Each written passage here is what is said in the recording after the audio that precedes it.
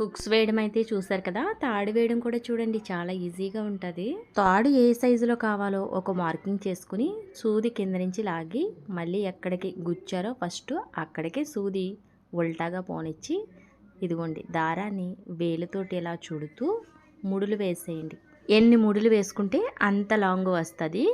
నేనైతే ఇక్కడ 8 ముడులు అయితే వేసానండి. హుక్స్ గట్టిగా పట్టుకుని ఉండడానికి తాడు ఎప్పుడు చిన్న సైజు ఉంటేనే బాగుంటుంది. మరి ఎక్కువ లాంగ్ వేసినా హుక్స్ వదిలేస్తుందని గమనించండి. ఇదిగోండి చూసారా, చేతితోటి ఎంబ్రాయిడింగ్ వర్క్ చేసినట్టే వస్తుంది.